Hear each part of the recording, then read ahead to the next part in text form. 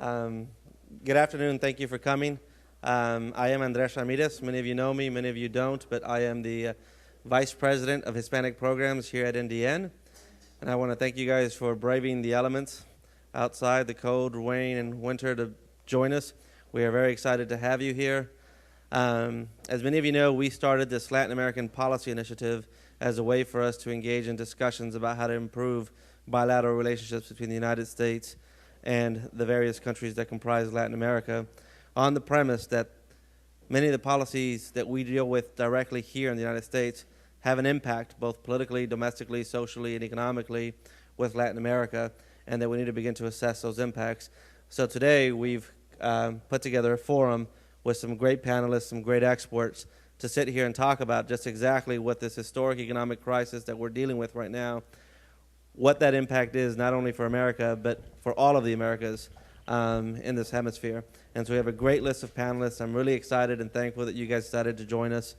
I know that we were having some setup issues. Are we good to go, or are people still, we're all good? Okay. So we're going to get started very quickly because I know you guys all have a busy schedule, and we have a busy schedule as well to keep to.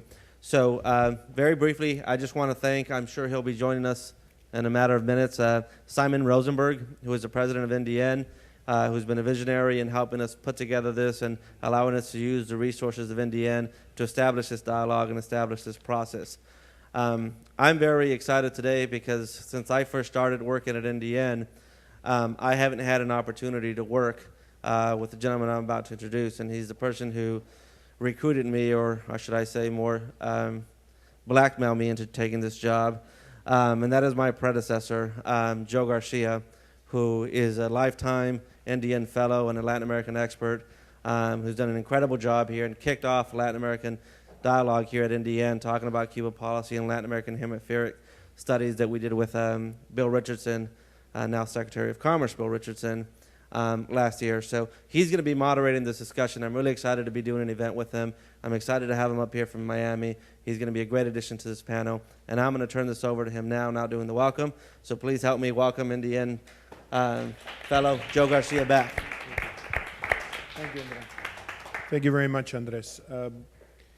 One of the aspects, and Andres was very helpful in doing this, in following this through, one of the aspects of the work that NDN has done is to combine the knowledge of the Hispanic communities in the United States with the electoral trends and the impact that it's having in American national policy.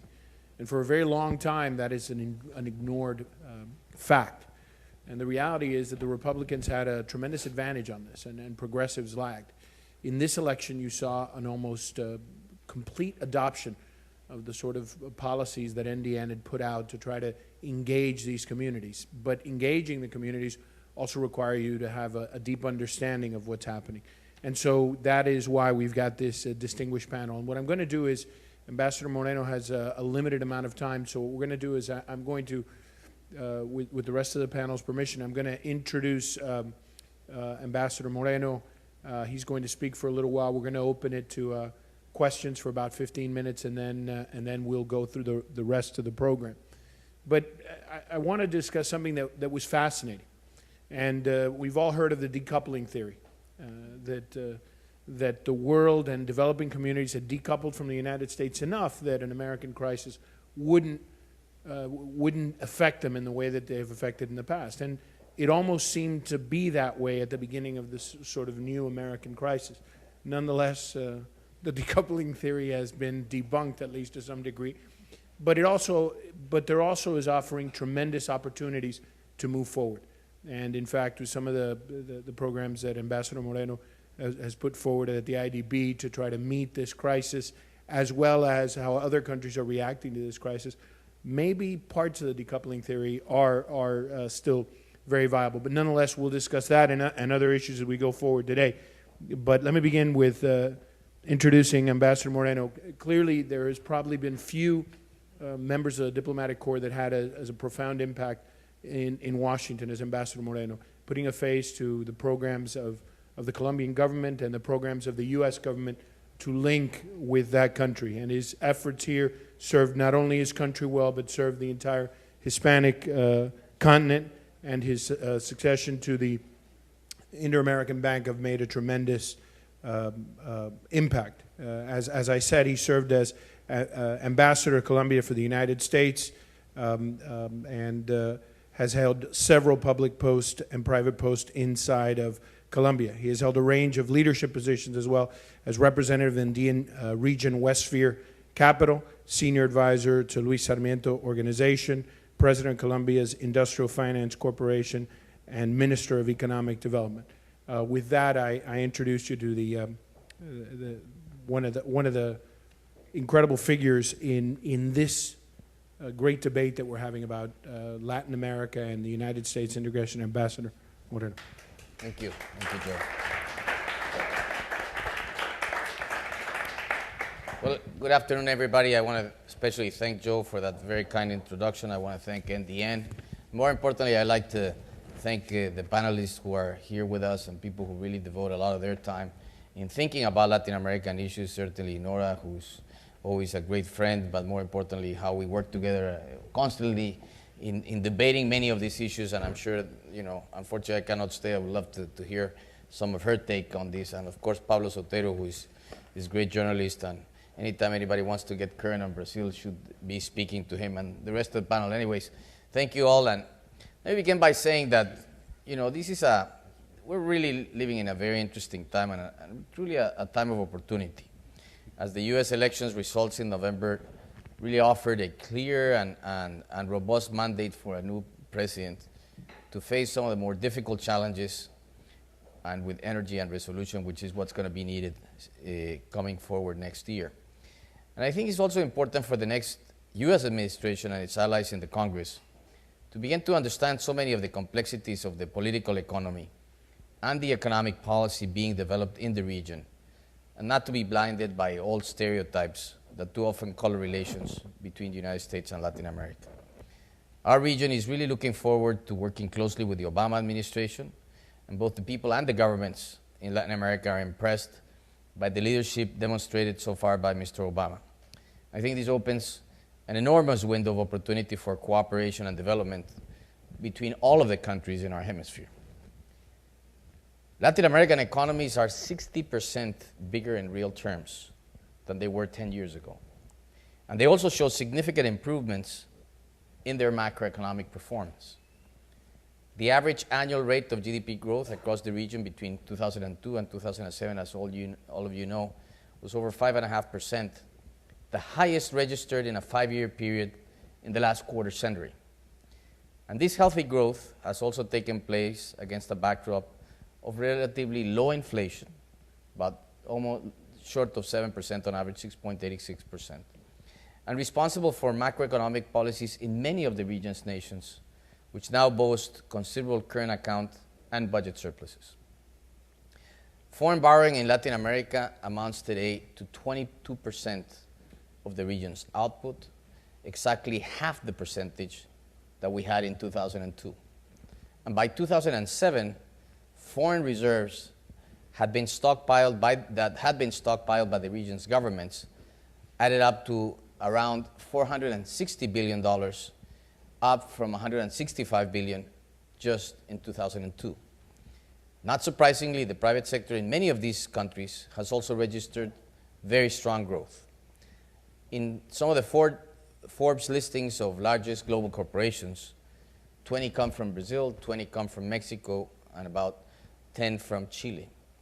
And if that doesn't sound too impressive, bear in mind that in India and in China, each claim about 30 companies. And if not long ago it was seen as an exception and a novelty for Latin American companies to be listed in New York, shares of about almost 40 Brazilian companies and about 20 Mexican corporations now trade on the U.S. exchange. Beyond all of these figures, the political environment shows significant improvements. This progress is reflected in the deepening roots of democracy in much of the continent. And it isn't simply a matter of holding elections, but it's also the strengthening of the rule of law in many of the countries in the region. You see it in many countries where governments act responsibly, where you see a more vibrant civil society backed by more independent judiciaries. The progress isn't the same in all countries, but the trend has been positive. And if there's anything one can say today is that Latin America has become increasingly more heterogeneous. Too often in Washington, people ask, what's going on in Latin America as a question, and the hemisphere is treated perhaps in simply a sports arena kind of metaphor, and trying to be faced off against a monolithic right on the one hand, with the ensuing score providing a shorthand for whether Washington should be alarmed or content. This audience knows better how simplistic and almost caricature-like is this view, but I'm afraid that it is one that is too often prevalent in this, certainly around the Beltway. And it is a type of gross generalization that is not employed to analyze political developments in other parts of the world. Part of the Latin American complexity is that each country, understandably, is playing out its own history. Brazil and Chile, for example, among others in the region, exemplify a new model of responsible governments that are balancing their progressive social agendas with prudent fiscal policies, constructive relations with Washington, and a respect for the rule of law. It is no accident, therefore, that these are the ones best prepared to weather the financial storm. The fact that South America's largest country is now in a period in which parties from the left and the right can peacefully alternate in power without major drama is part of the good news out of the region, perhaps the best of times indeed. At the same time, Latin America faces both immediate and long-term challenges.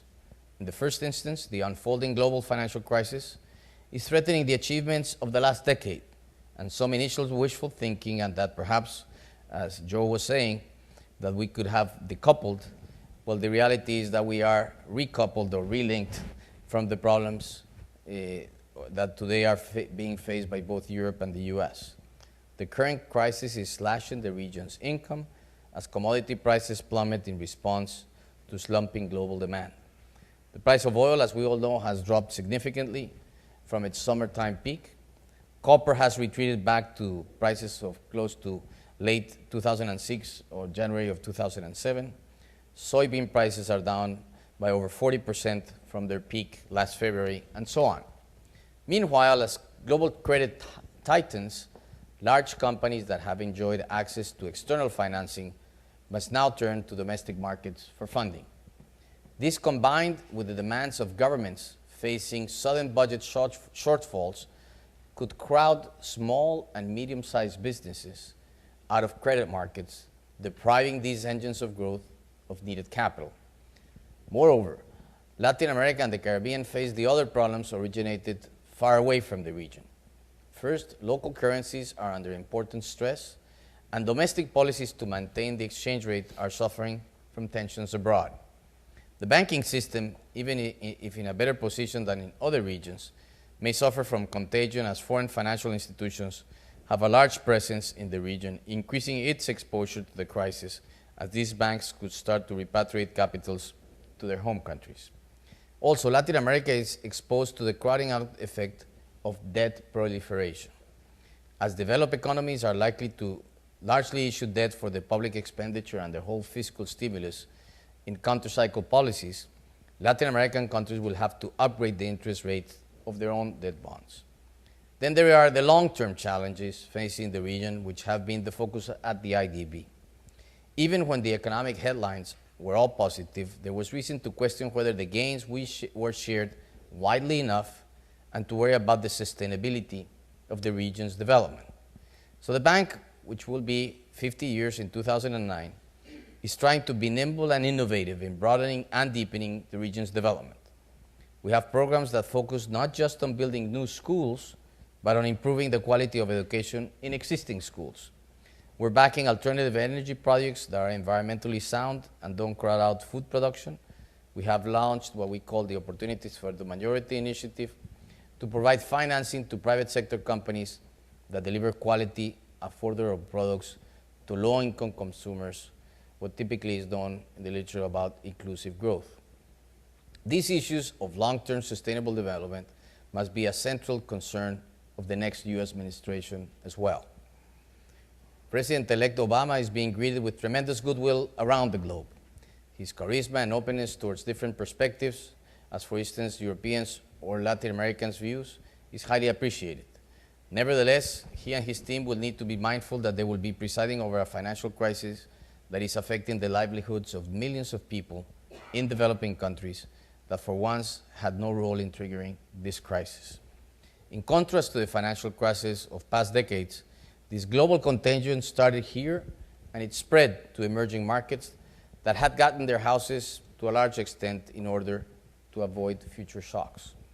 Countries like Mexico or Brazil or Colombia have taken many responsible strides in recent years, living within their means, but this credit crunch, born in the USA, is still pressuring their currencies and severely hurting their markets. No need to engage in the blame game, but it's important that the next administration appreciate how this crisis is affecting other countries. All stakeholders in the global economy have a vested interest in embracing concerted action to minimize the damage of this financial contagion. But in this case, there is also a political need for Washington to be sensitive and empathetic in the case of Latin American countries.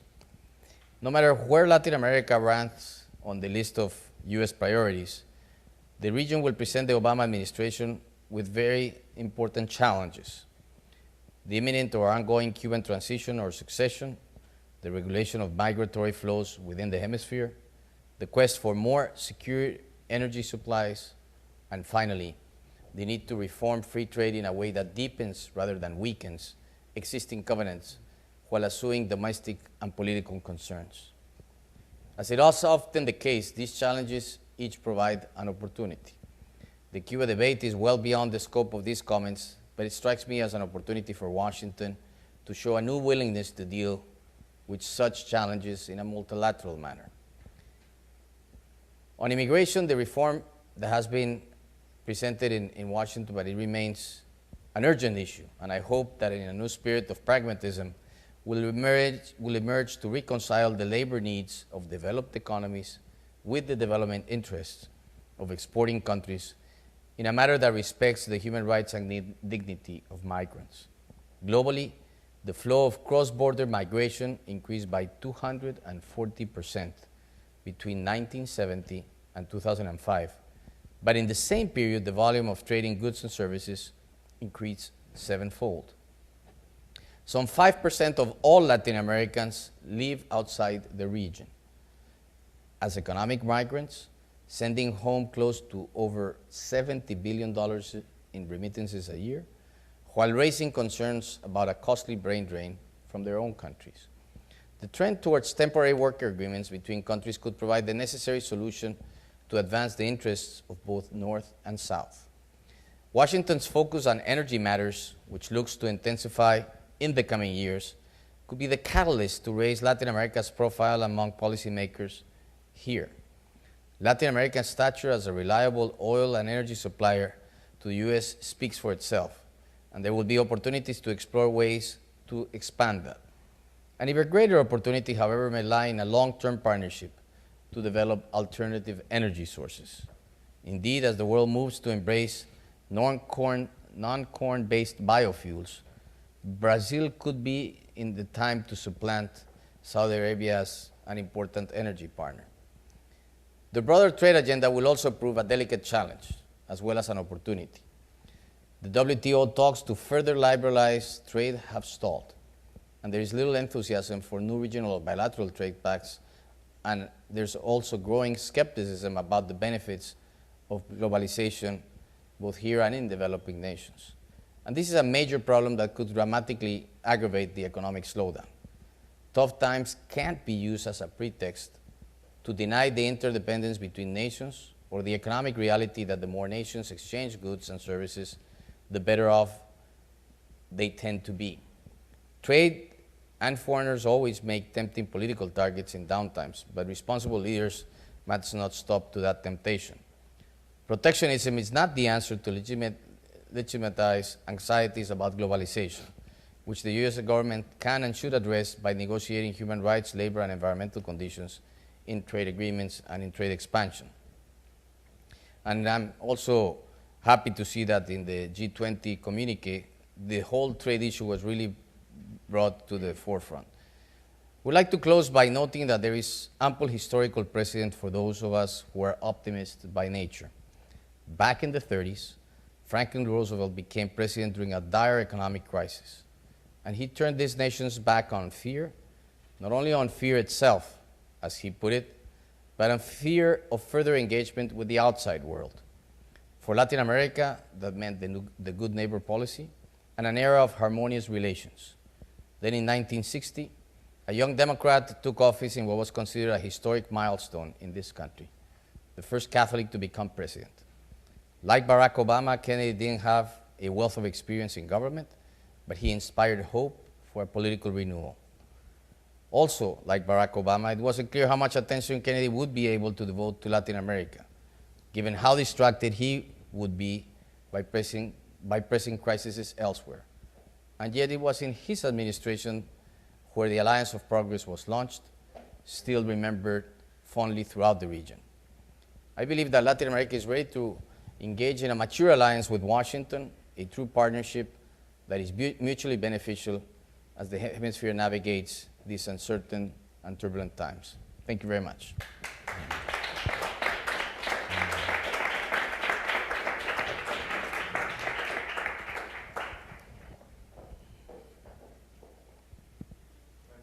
Marcela.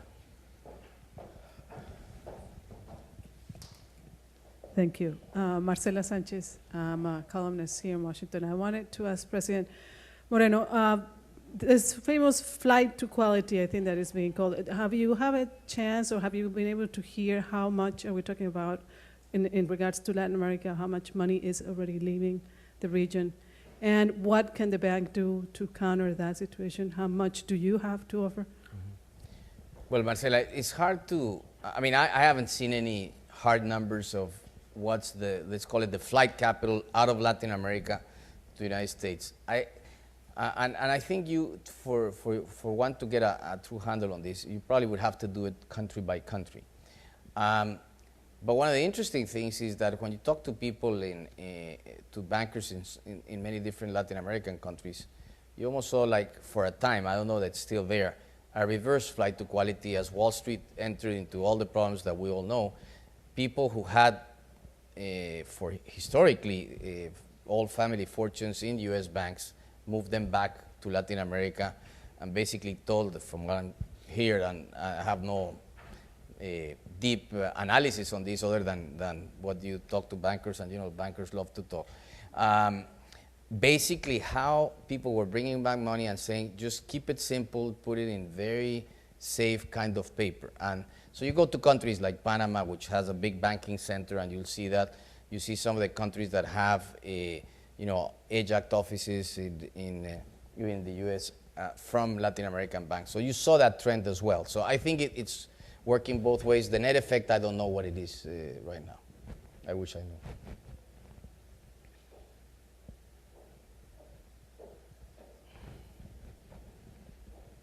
Celine from the Spanish newswire EFE. On Monday, it's a crucial day for Ecuador. Perhaps it must suspend payments, or what do you think would be the reaction of Latin America and the US if that really occurs? Look, I don't want to talk about a hypothetical. You can imagine this is a complex issue. I just wait and see what happens, and then we'll comment. This is Nestor Iqueda from the Associated Press. A follow-up on that question. And the Ecuadorian president said that part of the debt that is going to be ignored is or belongs to the international or multilateral institutions. And what would be the reaction for the IDB if part of the debt is not recognized by the government? Well, I don't, as far as I know, and everything that we've been hearing, certainly IDB loans would not be included in that. So basically, we don't have any kind of cross-default type of clauses here.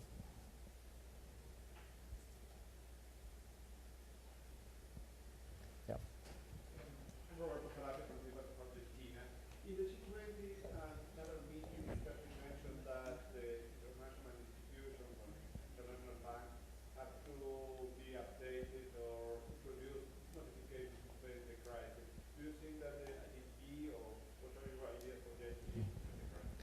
Well, first of all, in that regard, we've been doing a lot of reforms in the bank when there was a lot of talk that these institutions were not relevant anymore.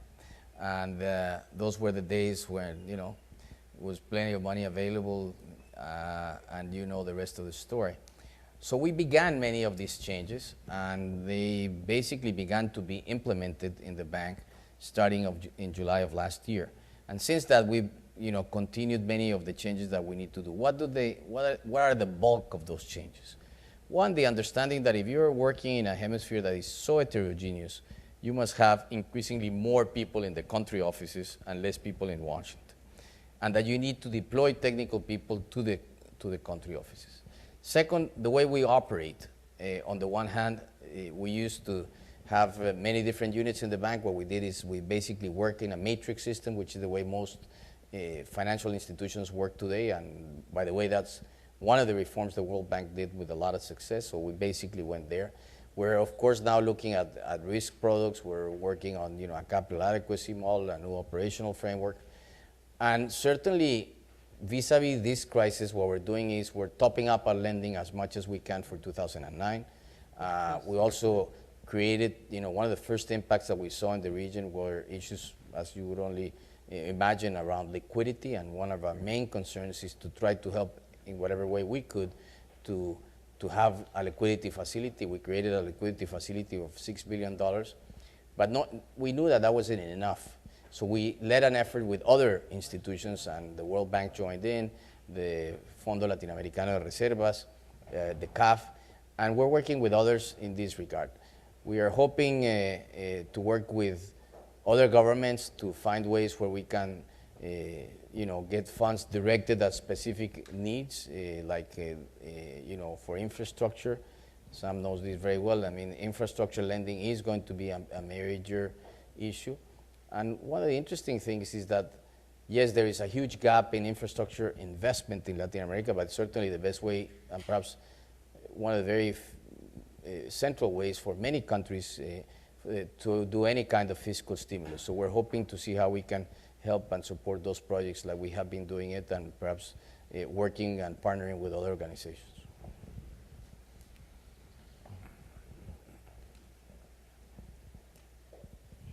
My name is Ricardo Castillo. I'm a student here at the George Washington University. You mentioned that there is an opportunity for a renewed alliance between the region and the US, but the rhetoric of some Latin American presidents doesn't seem to help several times. Do you foresee that there is a real opportunity for a regional alliance? Or? Well, I think there's certainly an opportunity for a positive agenda. I think this is a hemisphere today that is far more mature. Yes, there is, diversity there. Is very heterogeneous, as I said at the beginning. And I think that's the challenge. But I think that's very much a situation in many parts of the world. And I think if there ever was an opportunity to work in a multilateral way, is this one. I think it's very hard for the U.S. in this juncture to go it alone. On the contrary, it needs partners. And there's many partners in Latin America. Look at the case of Haiti. Here is a country that is our little piece of Africa in the midst of Latin America, and it's been really Latin American countries that come up to the table and began to not only be part of the MINUSTA, which is the UN force, but also to really do things in whatever way they can in Latin America. We've made a huge effort as well to provide grants to Haiti. And it is things like this where I think cooperation is going to be the name of the game. I'd like to thank you, Ambassador, for your presentation. Great. Thank you.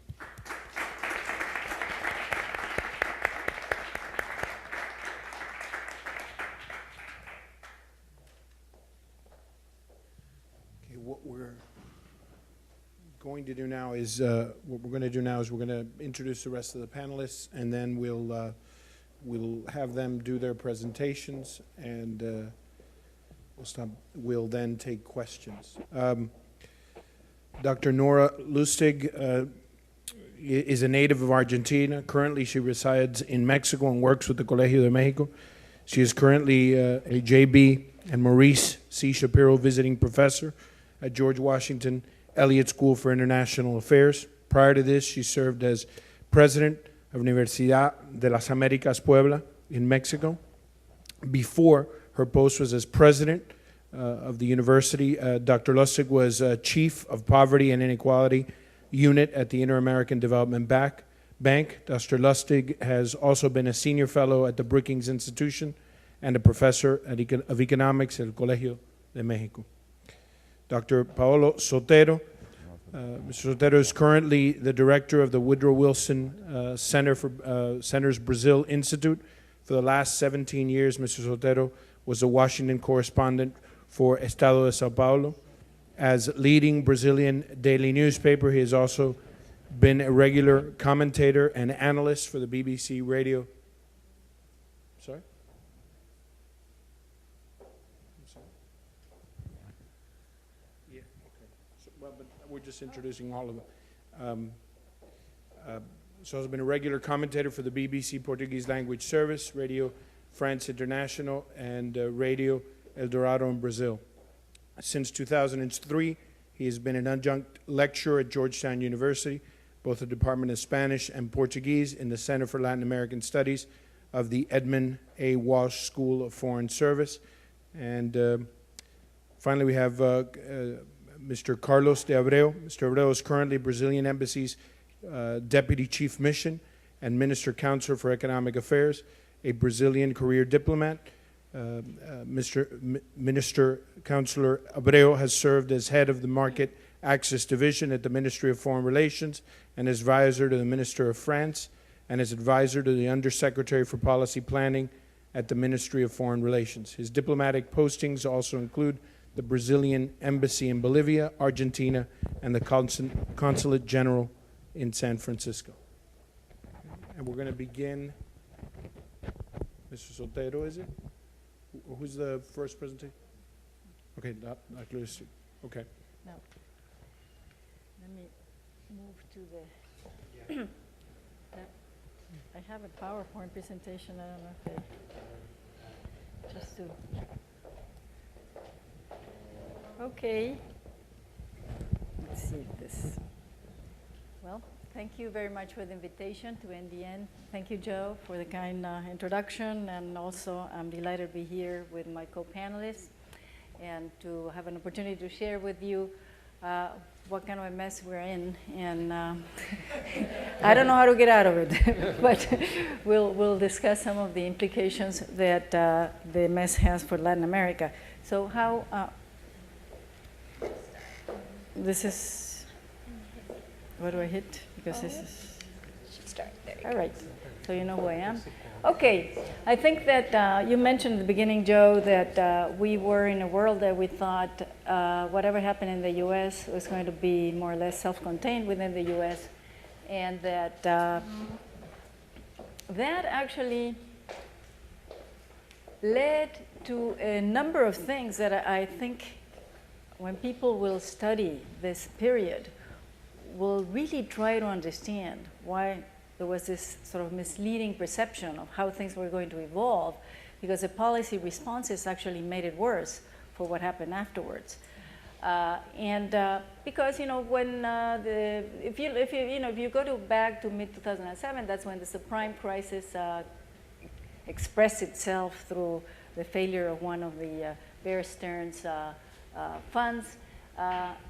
Up to mid-2008, the expectations were that there was going to be a mild recession in the advanced countries, that there was going to be decoupling, that China was going to be the engine of growth for the rest of the world, and that the US monetary policy would lead to a weakening of the dollar because interest rates started to fall, there was going to be monetary expansion, the dollar would depreciate, and as a result, what happened in this period is that capital started to move very quickly into emerging market stocks, into bonds also, and emerging markets, foreign currencies, and commodities. And everything went up at the same time. And it went up at a time, particularly for commodities, it was peculiar because even if you had decoupling, global growth was going to slow down as a result of a slowdown in the US. And it is precisely at that time when the prices of commodities began to accelerate very sharply. So it's it's kind of defied what economists were expecting. And the dollar depreciated. So you had sort of mirror image of these two. The biggest fears then were inflationary pressures. So some governments began to implement policies to actually protect themselves from these inflationary pressures. Some policies were more the mainstream kind, like raising interest rates, trying to contain fiscal accounts, and also the non-orthodox types like export taxes or export restrictions, a number of things that people were trying to do to avoid the pass-through of the particularly food and fuel inflation into domestic inflation. Some areas also did not refuse to ease. That was the case of the European Central Bank, which for a long time kept interest rates steady. And at that time, the other thing which was not a fear but a reality was the adverse external shock for oil and food importing economies in our region, which affected primarily Central America and the Caribbean, that were getting hit very hard by that, and also by the slowdown in the US, because that meant lower exports, lower remittances, lower tourism. Okay, then the realization was that the financial system in advanced countries was actually facing solvency problems much deeper than people anticipated. I think that was one of the things that happened that changed the expectations. That what was supposed to be a mild recession was not, and that the advanced economies were actually facing quite a severe, deep economic recession. We didn't know, 3-4 months ago how deep, but that was when expectations began to change. Emerging economies would face a growth slowdown. There was no decoupling, as some of the data that began to come from particularly China, India, and other places.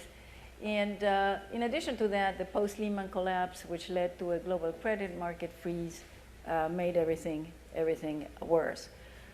As a result, you had the massive redemptions of capital, you had a flight to quality, the demand for dollar and US Treasuries skyrocketed, and all the prices, except the dollar, fall. You had exactly the opposite trend. The dollar begins to appreciate very fast, and commodity prices plummet, stocks and bonds in foreign countries plummet, and so do foreign currencies. That's when the euro begins also to fall very sharply. And so what happens, what are the biggest fears sort of globally are that there may be a deep unprotected global recession. I think people accept that we are in a deep and longer probably recession, but we don't know how much longer this recession will be. There's fear of deflation in many parts of the world. And for the Latin American region, I think the adverse external shocks are now the opposite. It's for the commodity exporters, which are facing terms of trade shock because all these commodity prices are falling simultaneously. And, but also for the economies that are relying on exports to the US, remittances, tourism, and external capital flows, even if they get a relief from the falling commodity prices, that is not enough to compensate for this phenomenon.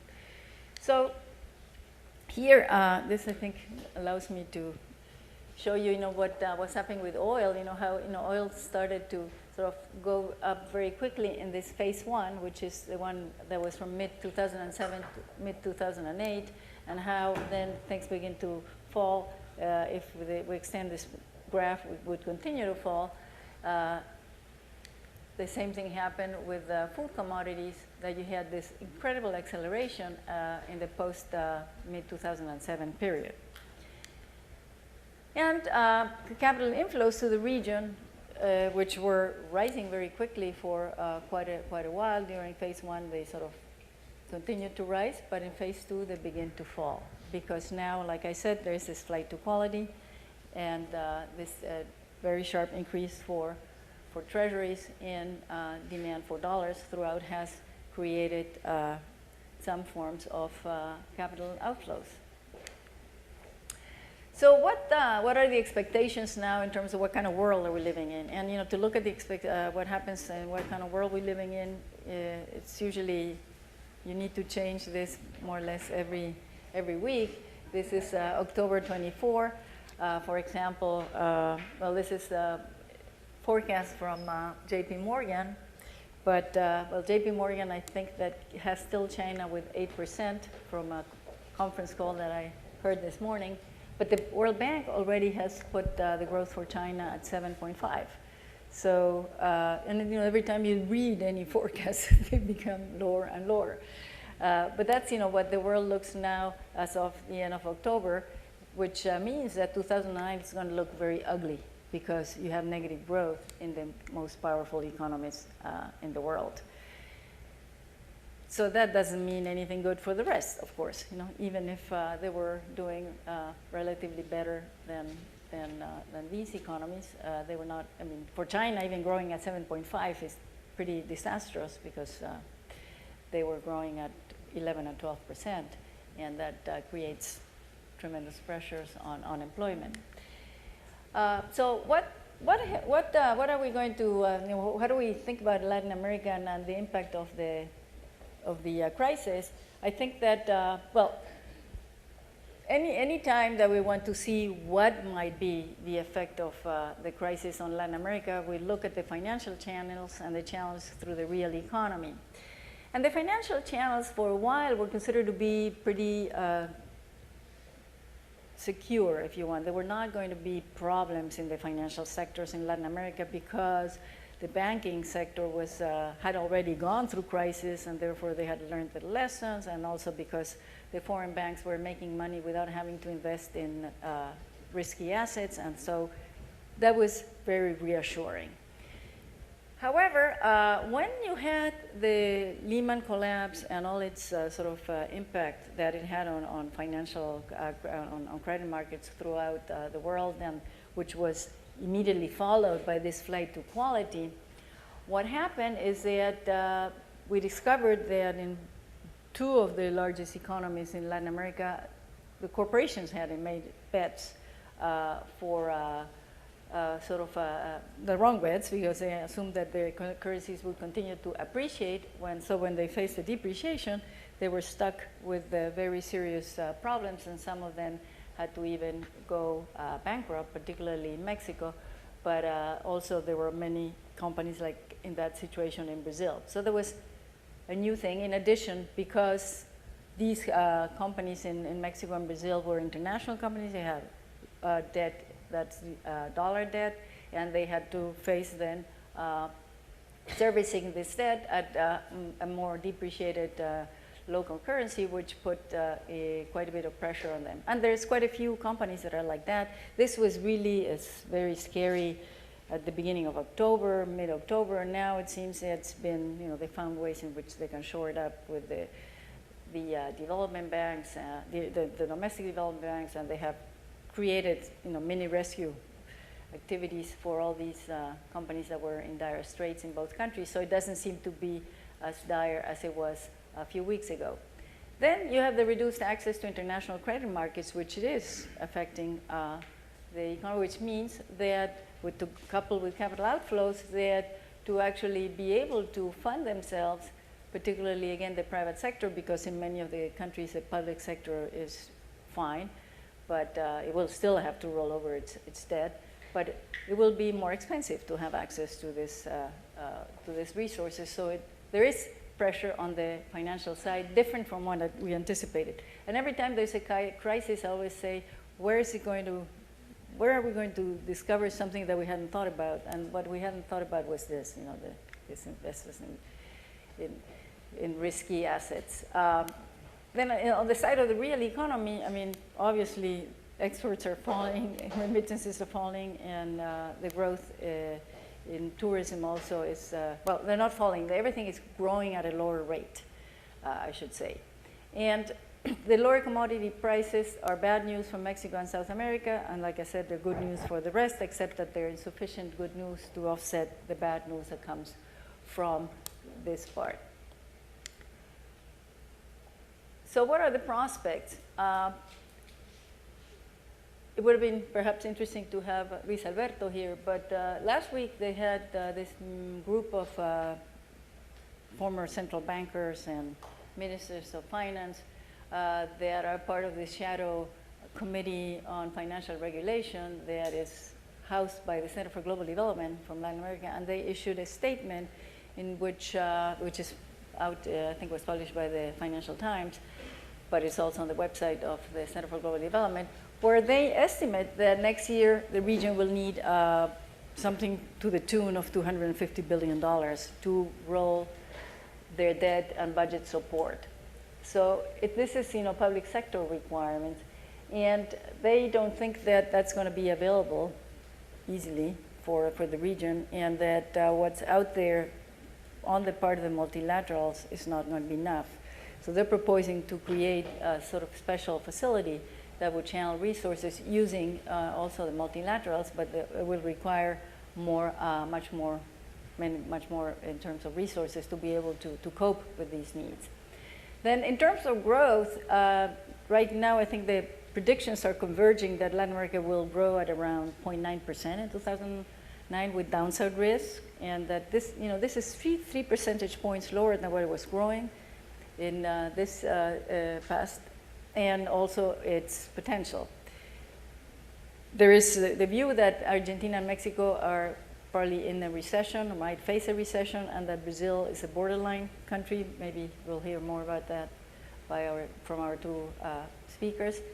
And undoubtedly, poverty and unemployment will rise in many of the countries, and unclear what will happen to inequality, because people that are at the top are also getting hurt. So here, you have some of what happened to growth in the region, and this is the estimates that J.P. Morgan had in October, and it's already lowered it to 0.9% within 2-3 weeks. So at least the forecasting is moving fast.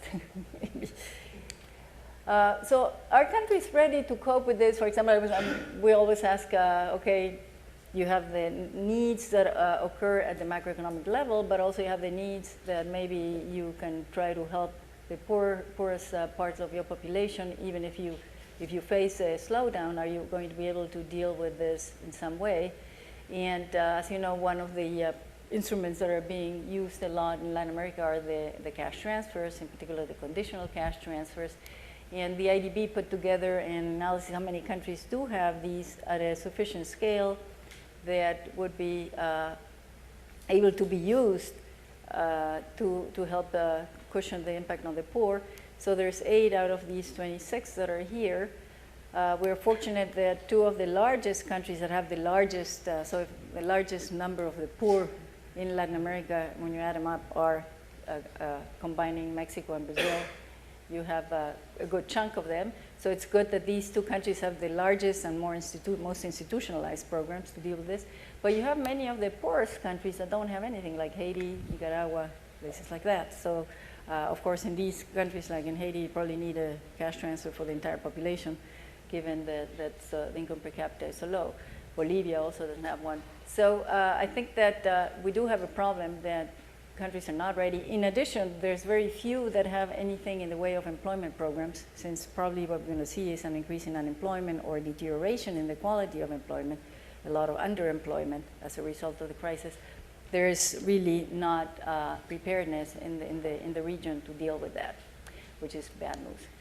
Finally, I wanted to say a few things about Mexico, because somebody asked me to talk about Mexico, and I guess what I want to say is, really, this time Mexico had nothing to do with what's happening to itself,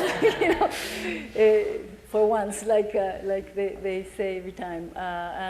They were following very too prudent domestic macroeconomic policies. They have a balanced budget law, which I don't understand how it was passed, but it's there. They followed very sort of conservative monetary policy. The banking sector was not exposed to the subprime. But they've been very severely hit by the external shocks, the fall in oil prices, and the U.S. recession. Of course, Mexico exports more than 80% of its exports come to the U.S. And then, we have these vulnerable spots in the corporate sector, which I referred to earlier. So, Mexico faced this decline in oil prices. Here you have the mezcla mexicana, which falls but it's much lower, the price also. Fortunately, I think that the government hedged itself against future falls for a while, so that it's not going to be so terrible. Here you see, whenever the U.S., whatever happens to the U.S., which is in blue, except when the tequila crisis happened, that was homemade. But in the rest of the cases, you have a very sort of high correlation between what happens to the U.S. business cycle and how it affects Mexico. So Mexico is going to get hard hit by what happens in the U.S. And here you can see the growth, and here's what the forecasts that are. The government is still forecasting more than 1% growth for next year, but most of the private sector forecasts have much lower estimates. And so, this is one of the analysts in Mexico that has its own forecasting project, and that if the U.S. falls by minus 0.6, which is now more or less a consensus, then Mexico's growth will be around 3%, meaning that part of the year, next year, will have negative growth. So Mexico will probably face a recession, and this time completely external, not homemade. They have introduced a package to respond to this, but it has to be very modest because the countries don't really have that much room to maneuver to actually expand their fiscal account. I mean, the U.S. has the luxury, and some others like China, to introduce counter-cyclical policy to deal with the crisis. But countries that are still do not enjoy the same amount of credibility, or have less, if you want, fiscal largesse or less reserves, then they can't. But Mexico has introduced a small fiscal stimulus, and even with the stimulus, this forecast includes the stimulus, the 0.3%. It's still going to be, if everything goes well, stagnant, if not worse. So that's a story about Mexico. And finally, I wanted just to say a few things about the U.S. role. I think, it was very important what happened. I don't know how people didn't put that much attention in the press. I guess so much is happening at the same time that it's hard to focus on this. But the announcement of the Federal Reserve in October to have these swap arrangements with 4 countries that were in the emerging markets, including Mexico and Brazil, Singapore and Korea, was very important to decrease the pressures that were being put on the currencies in Brazil and Mexico. Even if the swaps weren't used, there was a signal that the Fed was going to be there to back these countries. And I think that as a signaling worked very well. So this was a very good decision, although there's a bit of a discussion whether it's good to have the Fed do this if you have the IMF on the same day announcing the special facility. Apparently, I don't know how much coordination there was there, but obviously if the Fed is going to provide funds, people will prefer to go to the Fed than to the IMF. So at some point, there's going to have to be a decision of how these sort of cushioning devices will be orchestrated in a way so that you don't create a pecking order of countries that may not be what you want initially. I think that also maybe the US will, if the idea of this facility takes place, the facility that was recommended by this Shadow Committee on Financial Regulation, then I think it would be an opportunity for the US to try to sort of bolster the amount of resources. Part of it can be through the swap arrangements as part of this. I think that also it's very important, as Luis Alberto Moreno mentioned, that they avoid any sort of, which is going to be hard, I think, but any attempts to introduce protectionist measures, which may not come out as overt increases in tariffs, but I think we might see a lot of contingent protectionism, and that's going to be something that obviously is going to hurt the trading partners, and particularly Mexico and Central America. And I think it would be good to send the signal that there'll be continuation of support for trade agreements. And finally, I'm going to leave this as a question mark because I never know how to deal with this. It is a very serious problem for countries, particularly Mexico and Central America, the fact that now there's going to be, the safety valve is not going to be there. So this was a safety valve. In the past, when Mexico faced crisis, a lot of people could move to the U.S. and find jobs here. Now that's not going to be there. And it's not going to be there because there's not going to be jobs here. And also, I think there's going to be quite an increasing resistance in making migration, in any kind of agreement to make migration more sort of legitimate and allow flows to increase.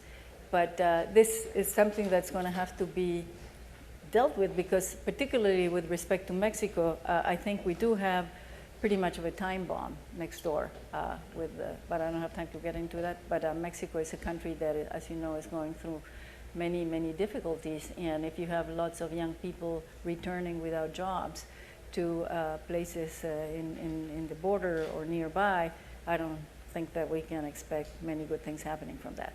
Anyway, that's all I wanted to share with you, and look forward to your comments. I was recently in Brazil 2 weeks ago. What's interesting is that you do not get a sense of crisis when you're there, especially coming from here.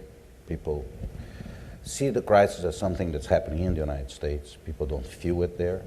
I was talking to some friends from other countries that tell me throughout Latin America it's about the same. There's no sense of the imminent crisis upon us.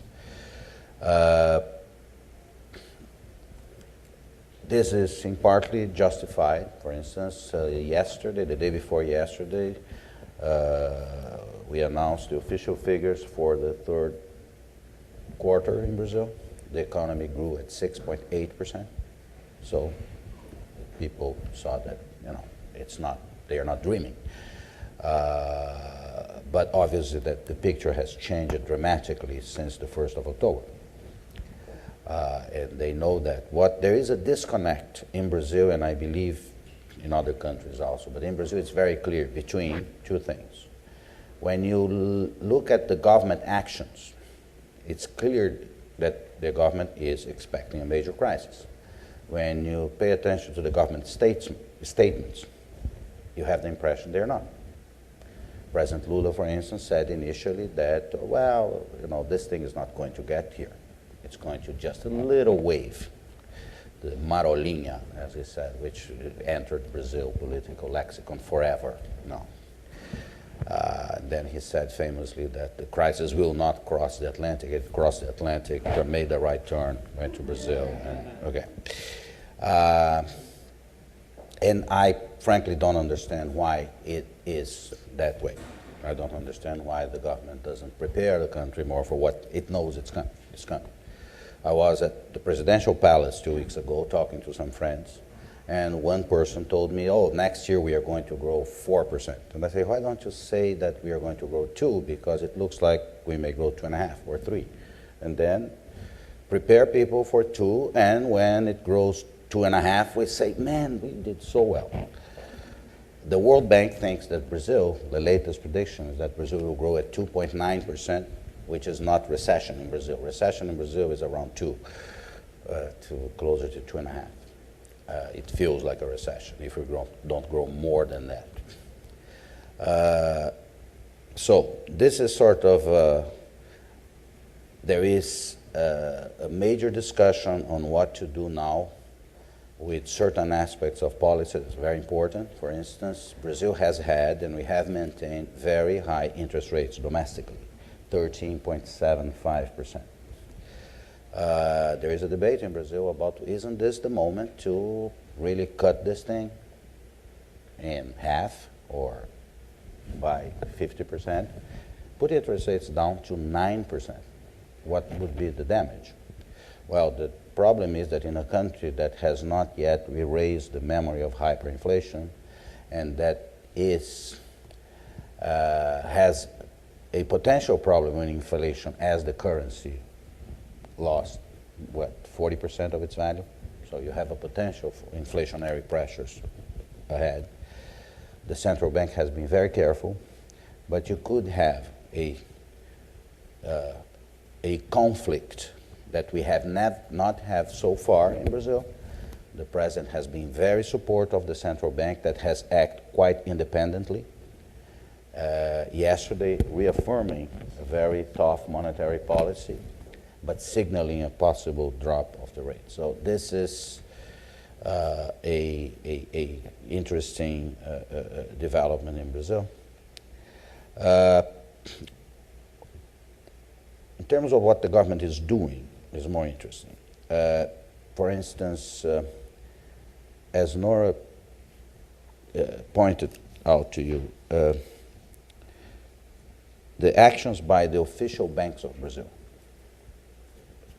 were very, very important, very immediately, in response to some impacts of the crisis. Obviously, one of the things that happened once the crisis became evident here is that multinational companies, American multinational companies, European multinational companies, that couldn't find money anywhere, obviously asked their subsidiaries in Brazil, and there are many of them. There are hundreds of them in Brazil, to sending the money, and they did.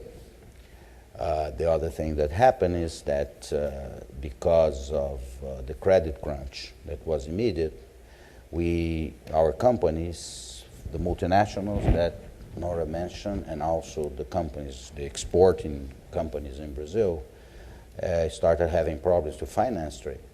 We have, $200 billion of exports last year. 100 billion of those, half of that is financed by major international banks. That money disappeared, and the official banks, the three, Caixa Econômica, Savings Bank, the Banco do Brasil, and the BNDES, stepped in. So the actions suggest a clear awareness of the seriousness of the crisis. Brazil is somewhat protected for certain aspects of the crisis. The banking system in Brazil has been, for a while, very well regulated. So we didn't have a weak banking system. There were some operations that happened immediately, like the merger of the banks number 2 and 3, Itaú and Unibanco, which will have some negative impacts in terms of employment down the road. That type of consolidation. We had the mortgage markets in Brazil. The crisis did not impact Brazil the same way it did here, because, for instance, in the United States, the mortgage markets, what is the origin of the crisis here, represents, I believe, something like 140% of GDP. In Brazil, it's 4% of GDP. So the contamination through that is non-existent. There are some companies in Brazil that played with derivatives and got burned. But that affected their operations, didn't affect the national accounts or anything. Looking to the future, we know that next year is going to be much tougher. Yes, Brazil has some $200 billion of foreign reserves, or maybe less now. But we know that, our trade surplus that was as high as $40 billion a couple of years ago is trending down. It's going to be, $14 billion next year. We will probably have a deficit in our external accounts, the order of 30 billion. We will have 24 billion, that's the forecast, of foreign investments coming to Brazil. Those are the current figures. And so all that makes it for a much more complicated environment than what the current government has dealt with until now. Part of our performance had to do with a very favorable international environment that is no longer there. And now it's time to show capacity to manage a difficult situation. And there is a debate in Brazil if we do have it in the government or not. It's an open debate. You can read about it every day or every hour, every minute in the internet. The predictions of the seriousness of the crisis, I was a journalist, a practicing journalist for 38 years.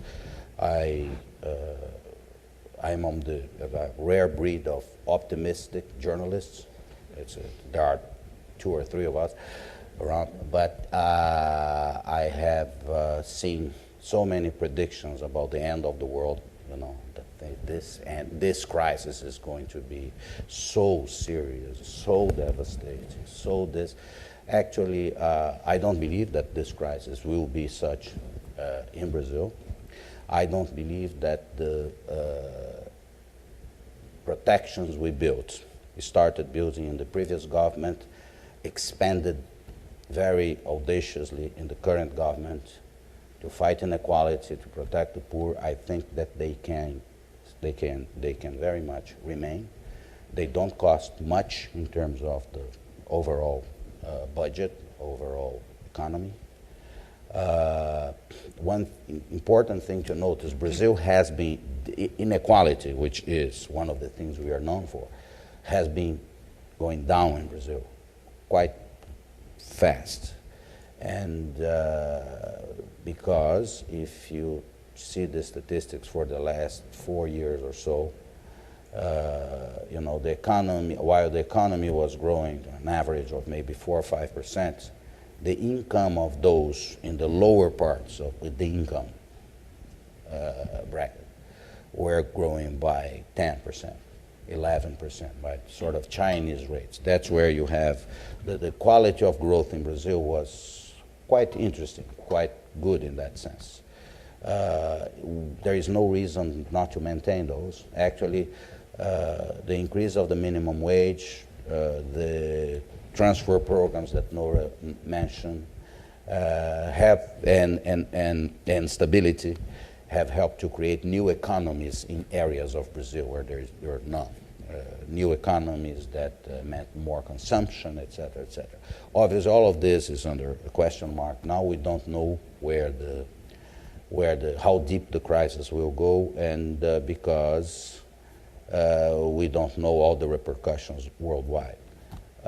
Brazil is somewhat protected. We have a very diverse trade. We are not have a trade concentrated. It's actually more concentrated with Europe than here. The United States represents 19% of our exports. China comes second with around, 10, 11 right now. As a bloc, Europe is more important. So if China has a reasonable growth, it cushions Brazil's situation a little bit. Finally, I wanted to talk to you about Brazil and the United States, the Obama, what you can see. I am very, on this one, it's very simple. If 6 months after inauguration, President Obama and his very talented economic team has convinced the world that they have the right solutions, that they can explain to Congress and to the rest of the world what they just announced, which seems to be, has been somewhat difficult recently in Washington, that the measurements that the measures that they take produce the desired impact, and that, about in July or August, people can say, yes, the crisis is serious, we are still going down, but we know that we are coming out. We know the direction, and confidence is restored, because this is in large part a crisis of confidence. If that happens, I believe you have a positive outcome in terms of integration, of relations between countries, etc. And that's what has to happen, the United States, because for one reason, the United States has demonstrated in the recent past that it is perfectly capable of messing up in almost every area, okay? In terms of its credibility by sort of undermining its own values, by actions abroad, in terms of its what is a criticism that the United States preach it to everybody a certain, the United States and others preach it to everybody a certain recipe in economics and apparently didn't follow it or forgot to follow parts of it. That the United States lost credibility, lost stature in the world. But there was something that about the United States that people never doubted, that the United States knew how to do financial policy, how to manage finances, how to remain prosperous, a prosperous country, how to manage economics. Well, I think that the belief is still out there that the United States knows how to do this. This is a crisis that happened. The United States is going to get a handle on this and is going to come out of that, and that would be to the benefit of the United States and the rest of the world, no doubt about it. And I assume that that's what's going to happen. If that is not the case, I think we are in absolutely uncharted territory. I would, because if the crisis continues and deepens, if we are in a 3-year recession, in a 4-year recession, everything that, for instance, Nora said that should not happen in terms of protectionism will happen. Every bad news that you can imagine will happen. And the perception about the United States, not only in Brazil, anywhere in the world, will change as a result. And so I would reserve judgment on that one. I believe as far as Brazil and the United States, there is an area or two progressive governments can work together. It is an area that I think, there are 2 areas actually, the 2 governments can work together, or actually 3. One is, there is at the intersection of climate change, energy, and environmental policy, there is a huge area for Brazil to work with the United States. Brazil is signaling for the first time its desire to work in that area by the announcement last week that we will no longer insist that the developed world cut its emissions first and then we will do our part because we are not responsible for global warming, because you know the story. Brazil has signaled a complete change in this position last week by committing to reduce emissions. Our policy, what I and some in Brazil thought the automatic alliance with China and India on this issue, I think is done. We are done with that. We are going to have to move in another direction. I think that if Brazil adopts a proactive environmental policy, having a former union leader as its president, I think Brazil will be well positioned to sit down with the United States and discuss new elements of trade, because they have to do here, as we know, to trade environment. So this is one issue. The other issue, and then there is the whole thing about energy, for reasons what the president of the IDB mentioned, etc. There is room to work together. Ethanol is not the solution to the world's problems. It's a solution for Brazil's fuel power problem. It's very well done. No problem with the food supply. It's carbon reducing. We know how to do this thing. We can share this technology to whoever wants to learn and has the climate to plant sugar cane. So there is room to work together. The second area where I think that Brazil and the United States the 2 countries are already working, it is an area of cooperation regarding to Africa. There are pilot programs working very well between Brazil and the United States together in Africa. The third area, which is obviously it's a bilateral thing, the 2 governments have established a plan of action to fight together racial discrimination, which is, I think, a vehicle. I would not dream of anything more grandiose than this. I don't believe that we should have those major agreements that Brazil and the United States would keep together in everything we want, but to focus on areas where you can have real progress in the relationship. As I said, I think that we have a very good dialogue. But as I said, I think a lot will depend on the capacity of the Obama government to show to the rest of the world that it is capable of getting a handle on the economy and turn it around in pretty fast during this coming year, because otherwise the credibility of the United States will erode. Very good. Thank you. Minister Counsel. Can you listen to me? Well, I'm just a diplomat. I'm not an economist. I'm not a journalist. So don't expect me to say anything very dramatic.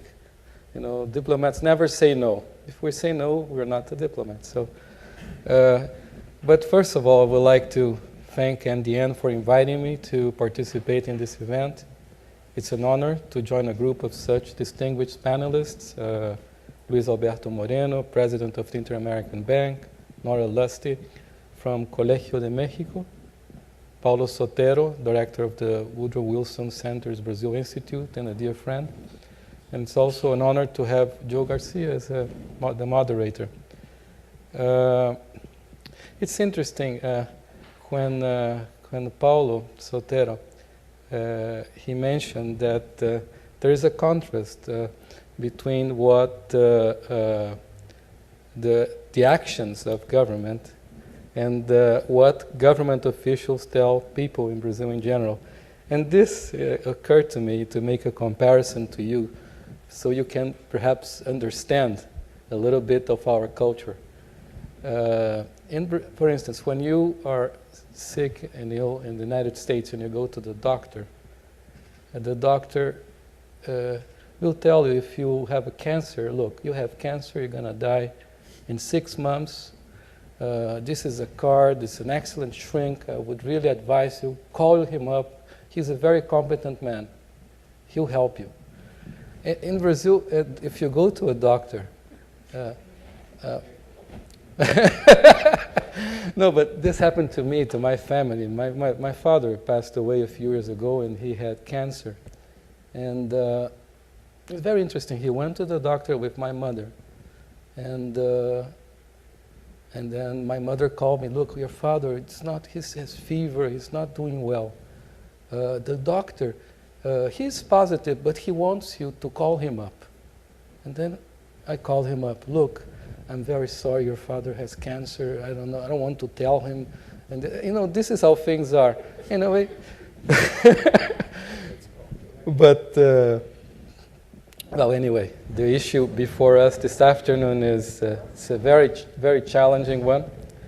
No country in the world will be spared from this crisis. And Latin American countries, of course, will not be an exception. As an official of the Brazilian government, I will focus my comments, of course, on the impact of the crisis in Brazil.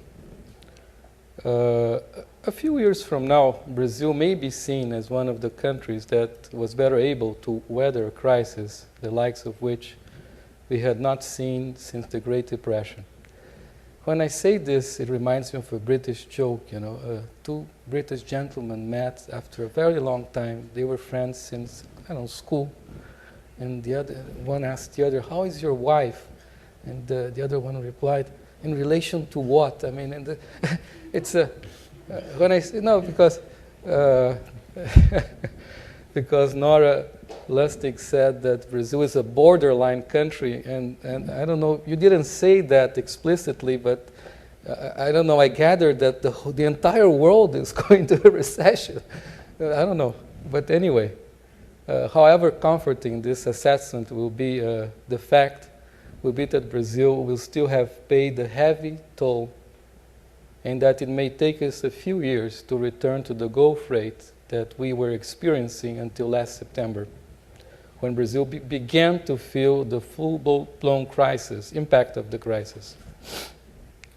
Many of you have read in the papers just yesterday that in Brazil, growth from July to September this year was 6.8%, higher than the same period in 2007, and that the overall economic growth for the 4 quarters ending in September was 6.3%, which is very good for at least today's standards. The Brazilian economy is hence enjoying much more momentum than the global economy. Brazil has been growing continuously for 26 quarters. And in 2007, job creation reached a 4-decade peak. Our GDP at US $1.8 trillion in PPP terms is the world's 6th largest, and our strong fundamentals were pointing to sustainable growth of our economy at around 5 to 6% a year. These growth rates were a direct result of hard work and perseverance on the part of our successive democratic governments, which succeeded in overcoming 2 obstacles that constrained Brazil's potential in the past. Inflation is subdued, and foreign debt has been more than offset by the increase in reserves. Thus, Brazil has been a net creditor nation since January 2008, for the first time in its history. In addition, unlike previous growth spurts, the economic expansion is translated into concrete purchasing power gains for the majority of the population. Brazil's cash transfer programs have been the subject of positive assessments by the World Bank and others.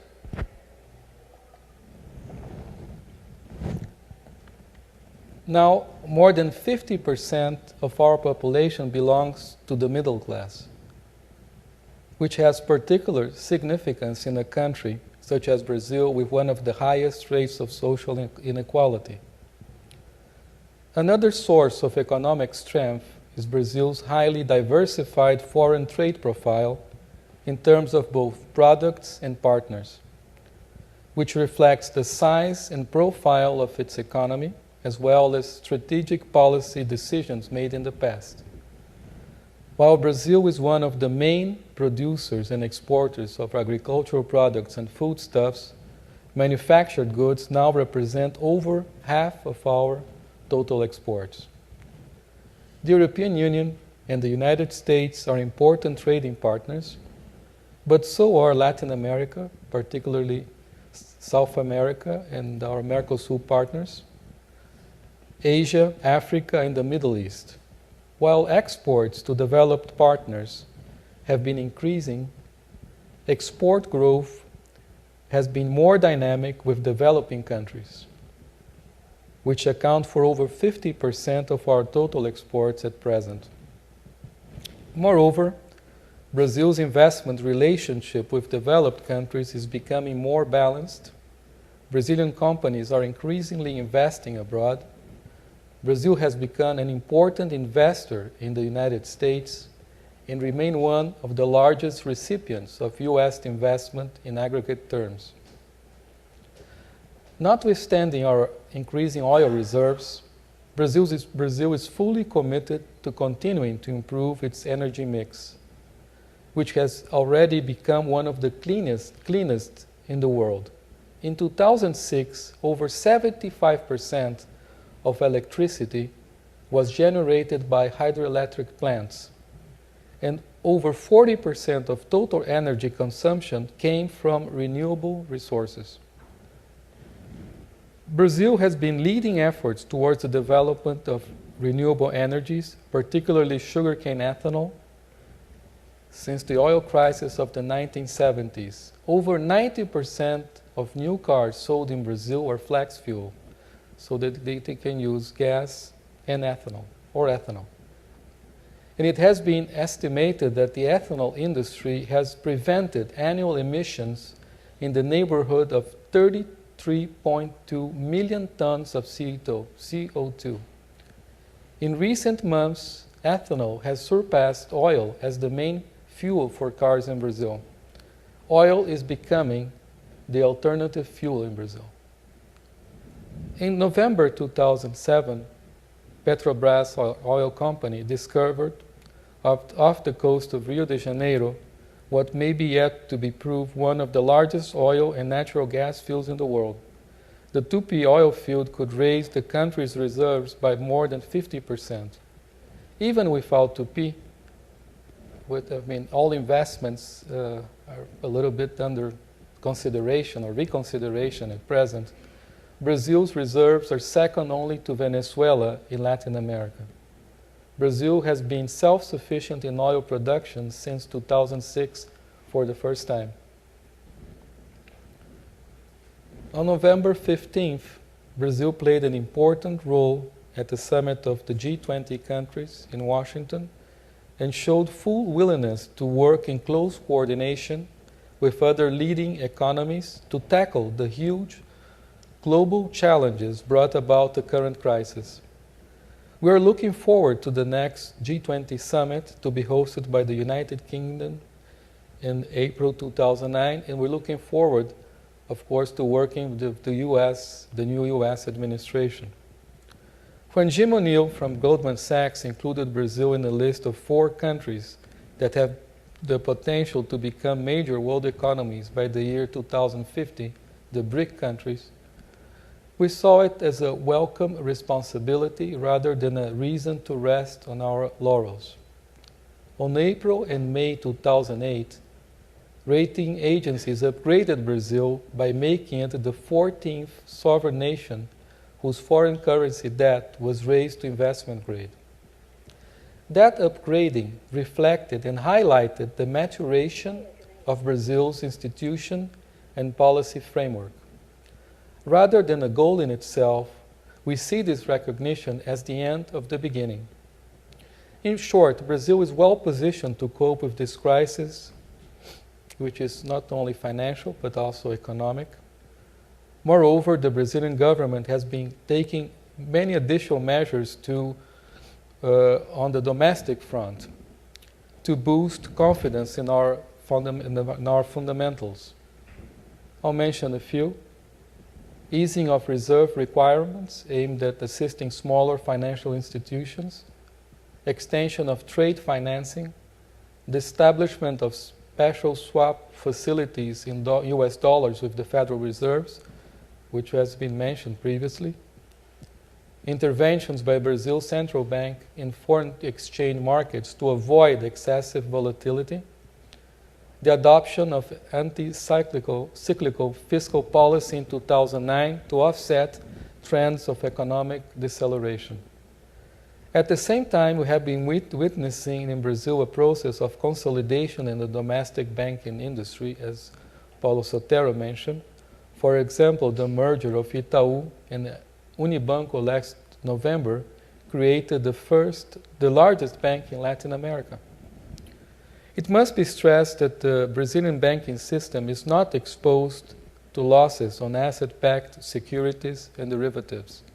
However, some Brazilian banks and companies have suffered losses because of the recent volatility in foreign exchange markets and exposure to currency derivatives. These derivatives are funny creatures because when things are going well, they'll help you a little. They make you feel a little bit more comfortable. But when things turn south, you just lose everything. I mean, it's amazing. But contrary to trends elsewhere in the world, many Brazilian companies have been able to issue short-term commercial paper at record levels in recent days and weeks.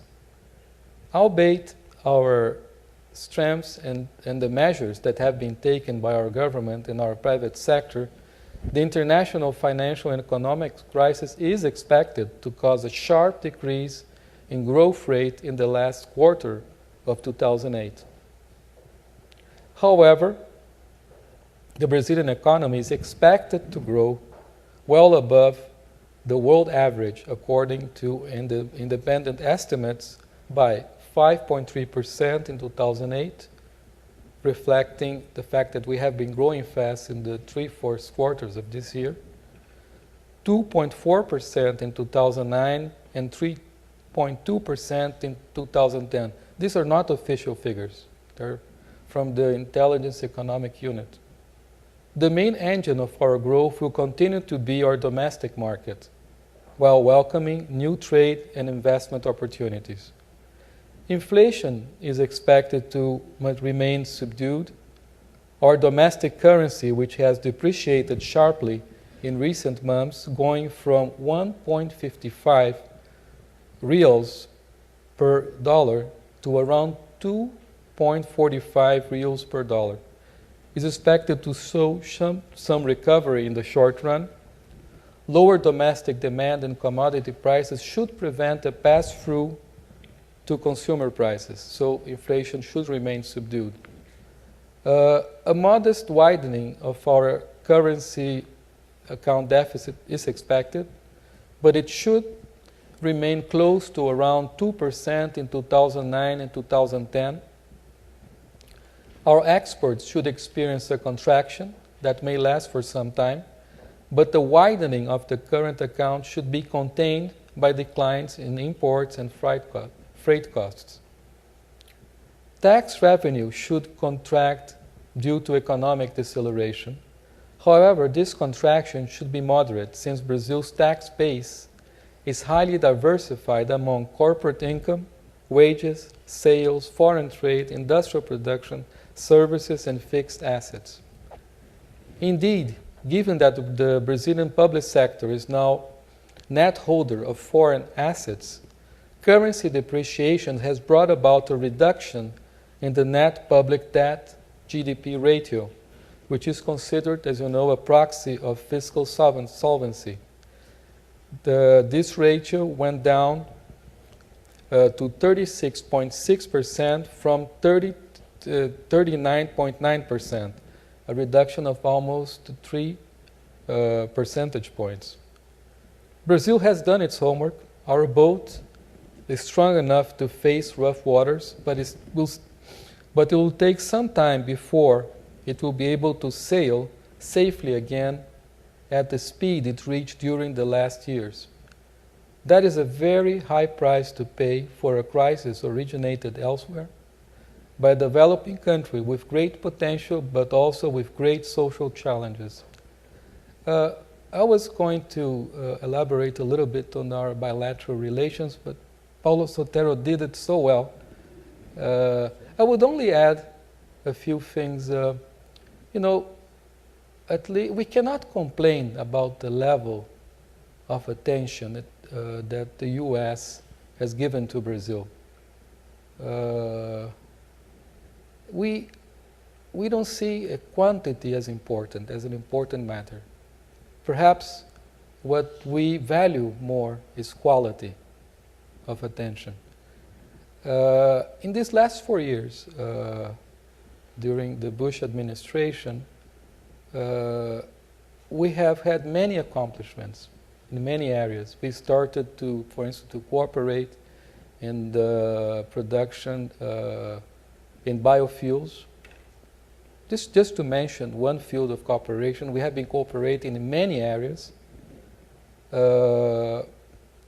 And I would like also to call your attention that the important thing would be not to, perhaps not to try to reinvent the wheel, but build upon the present accomplishments. That's all about I had to say. Thank you very much for your attention.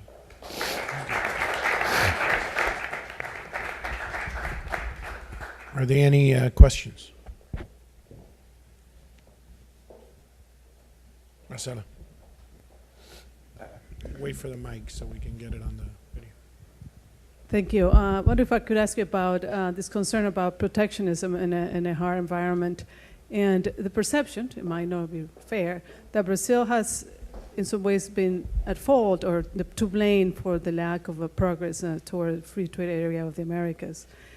Where does your government stand now on trying to do something on trade integration for the Americas in the current environment?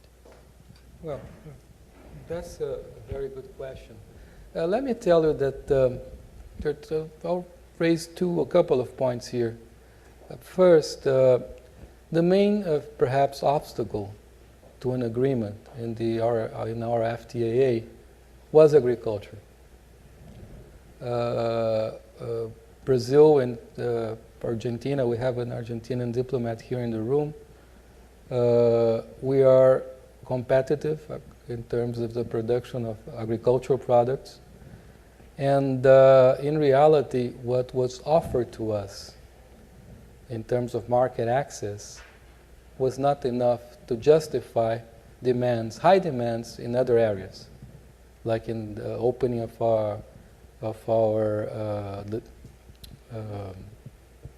industrial sectors, in terms of rules, in the areas of investment, intellectual property, WTO plus perhaps rules. And this is on the one hand. On the other hand, our private sector was against it. So in a democracy, it's very difficult for a government to agree with something if your stakeholders back home are against it.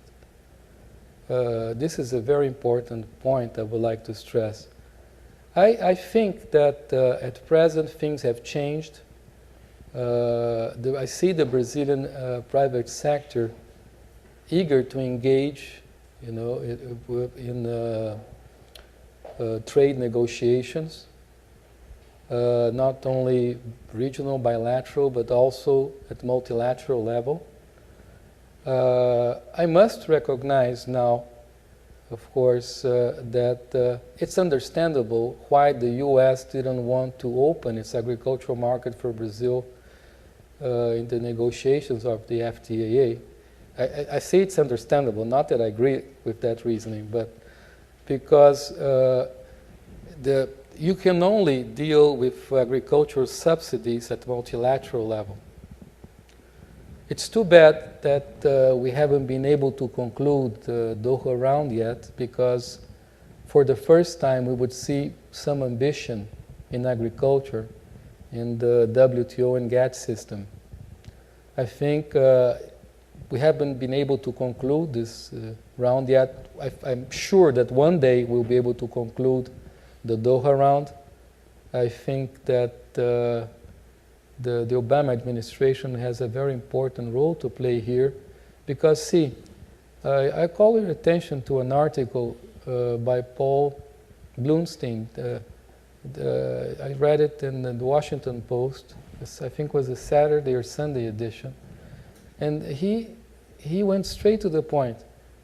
The successful conclusion of the Doha round may be the difference between a recession and a depression worldwide. Because when, of course, countries face a recession, protectionist forces gain momentum. And in reality, the Doha round would be the best antidote against these domestic pressures. We may regret it if we're not able to conclude this round by the end, at least have modalities for NAM and agriculture by the end of this year. But anyway, one day we'll conclude this round. I think in this will pave the way for perhaps for us to think once more about an FTA in the Americas. Brazil has an open mind. We don't, I see a little fatigue in the US in relation to trade liberalization. This is not the case in Brazil. We don't have this fatigue because we're still a rather closed economy. On the contrary, we're looking forward to engage more and more in this globalized world. Would you like to add something? Yeah, just a couple of things. Marcela, we talked about this already privately, but I think that the perception is that Brazil kind of blocked FTA is partly justified because there were interests in Brazil, political interests, to play it that way. Reality, the failure of FTA was a joint production of Brazil and the United States for precisely, or in part for the reason Carlos Henrique just mentioned. If the progressive government of President Obama doesn't deal with agricultural subsidies, it will remain like that. There is a risk, though, for in this, and I think more for the United States and for Brazil. Brazil is a very productive country agriculturally. We have, in a sense, reinvented agriculture in Brazil because we have a lot of land, a lot of water, a lot of sun, and 35 years of technology investment in this. Brazil is just starting in agriculture. It was interesting after the failure of the recent inconclusive deal with Doha. A former senior officer of the agricultural department under President Cardoso said, we just should forget about it and concentrate in Brazil in solving the problems that are here that make us less competitive today, having to do with infrastructure, having to do with phytosanitary things, etc., because that is where we lose part of our comparative advantage, assuming that we attack those issues internally, the part of the homework that we know we have still to do in Brazil. I think the American farmers should think about what they want to do in the future, because if Brazil continues at the current pace and investing in improving infrastructure, in improving methods in Brazil, improving production, Brazilian agriculture will outcompete American agriculture internationally, subsidies and all. So the money that the United States spends subsidizing agriculture will be a waste of money, because we are going to dislocate your products in third markets if we do what a growing number of Brazilians are saying that we have to do. It's our problem. And that's what changes the scenario. That's what actually makes Brazil also comfortable at going to Doha now, as our foreign minister did in the very last round, to align ourselves more with the American and the European position, to get closer to that position and more distant to the G20 position that we helped tactically to create in order to change the format of the table. So I think in this area, I think really the ball is mostly here in Washington, what the United States is going to do in terms of the policies. I think there is room to deal with the issues that have to be included in trade deals as far as environmental issues, as far as labor issues. They are legitimate issues. But it's a question of leadership, and it's going to be very tough, because it's not easy to deal with those issues when you have the largest, the deepest recession in 50 years. But, you know, those are situations that exist to test great leaders. So. I'd just like to, if you allow me, just to make a final comment. Excuse me. You know, when you say Brazil is blamed, now India was blamed for something, you must be careful, because, you know, we're dealing with very, very able and experienced negotiators, and a part of this negotiations is to do blame shifting, you know. We could also say that it was U.S. fault. We could also say that in the case of the FTAAs, for being so stubborn in terms of agriculture, because you see, there is a clearly imbalance here. Brazil cannot export to the U.S. poultry, bovine meat, orange juice, ethanol, so on and so forth. If there is local production in the U.S., and if this production is inefficient, we just cannot enter your market. This is not fair. Of course, you'll say, but Brazil is a big country and this and that. Fine. We're exporting elsewhere, for instance, to the European Union. The Europeans are a little bit more, let's say, sophisticated, because they like to manage trade. But anyway, they don't have enough land, so they cannot be self-sufficient in agriculture. But, you know, if the U.S. intends to be self-sufficient in agriculture, that may hurt a country like Brazil, but it kills a country, Africa, like Burkina Faso, Mali, in Africa. You just kill them. And they are competitive. They can produce cotton, you know, more competitively than Brazil and the United States. But they cannot export their product. That's totally unfair.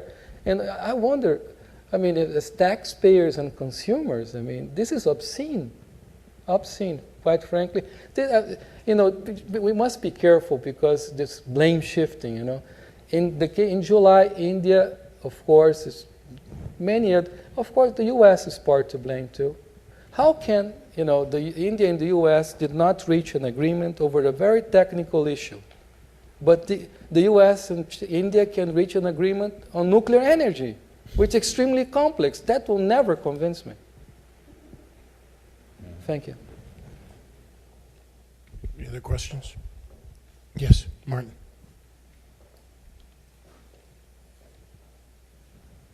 Martin Klingstam, the Washington bureau chief of the German weekly Die Zeit. I have two questions. You were talking about the remittances, and I would like to know how large that contribution is to the Mexican economy, because I know that there have been some discussions in the Mexican parliament about the lack of remittances and how it affects its economy, and I know that some villages and towns in the middle of Mexico are deeply dependent on remittances. So I would like to know, how that is going to work, and maybe if you all have an eagle's view on Latin America. Looking at Latin America 35 years ago, it went politically through different times, and I would like to know if this enormous crisis is going to affect also Latin America politically, or how stable its democracies are to cope with the current crises. Thank you. Right. The remittances in Mexico, in terms of the macroeconomy, are not that large. They're 3% of GDP. So they do have an impact, but not on the economy. It's in Central American countries, it could be between 10 and 20% in some countries of GDP. In those cases, a change in the remittances flow obviously has a macro impact. The problem for Mexico is more localized, how it affects the places in which you have entire populations depending on the flow of remittances. And those are, certainly going to face an increase in poverty as a result of the reduction that, in the case of Mexico, apparently has already started. I think it's one of the few countries in which they document the fall in the amount of remittances. And the second, I'm an economist, I'm not a political scientist, so I'm always hesitant about making predictions on the political side. But I think that it is going to put a lot of regimes under stress because they're, particularly if you look at, let's call, the more radical or populist leftist governments, which have banked on primarily providing a number of subsidies in different forms that have actually occurred, they may not be sustainable. So how that is going to affect the outcomes in terms of democracy, elections, etc., I don't know, because it depends on how the people in power also respond to this. But for sure we'll have a lot of stress. And in the case of Mexico, I think you're seeing a reconstitution of the PRI, which has been happening in the last few years. So it may not be surprising that also the economic situation may be favorable for a comeback, not necessarily of the left, but of the PRI. I am very optimistic about all of this. I don't think that the fact that populist regimes come under stress, it's probably good for democracy. It's not bad for democracy. As long as they do elections in the periods that are, as long as they keep what they decided among themselves, do it, respect the results, fair campaigning. We had in Venezuela, by the way, 2 elections already that have been pretty decent, fair. A referendum that the president lost, another one recently where he, again, won some and lost some. I think the process is important. There are certain countries. I followed Mexico starting in '93. I see Mexico becoming more democratic, not less, with all the problems. Some of the problems related to the drug wars, etc., are horrible. I don't see any. I see problems in the operations of democracy in Brazil. I think there is plenty of room for improvement. But then I see plenty of room for improvement in all countries of the world, starting here. And I think that there isn't those notions that from time to time people come with the Latino barometer things and say, oh, people don't like, they don't trust that. I think there is great doses of baloney and all that. You know, democracy is like oxygen. Take it away and see how people will react. Once we have it, we have those debates about nuances, this and that, but I don't see that there is a danger to, and I have to see it country by country. As far as Brazil, I have absolutely no doubt that there is more participation in processes, there is more denunciation of corruption, there are even people getting to trial now and being found guilty and put into jail, which is kind of new to us, accountability. So, you know, it's something that actually President Bush said in Brasilia when he visited there in November of 2005 in a speech that was written by Condoleezza Rice, reminding people that it took 100 years in the United States from emancipation to the Voting Rights Act. Democracy, it's a very difficult thing to build and to keep and to maintain, and even advanced democracies with excellent foundational laws can go bad from time to time. So I think that in this one, I think the direction continues to be positive in the region in general and in Brazil and in the major countries, Brazil, bigger countries, Mexico, I have no doubt about Chile, and actually, and I have no doubt that in countries like, even in the countries that are governed by the populists, you know, the fact that you have an indigenous leader in Bolivia, to me, means more democracy, not less. And on behalf of India, thank you, Mr. Sotero. I'm sorry to, just for time purposes, we're going to wrap up now, but I just wanted to thank our panelists individually and collectively for taking the time to come speak to us today on such an important issue. We'll certainly continue to work on this.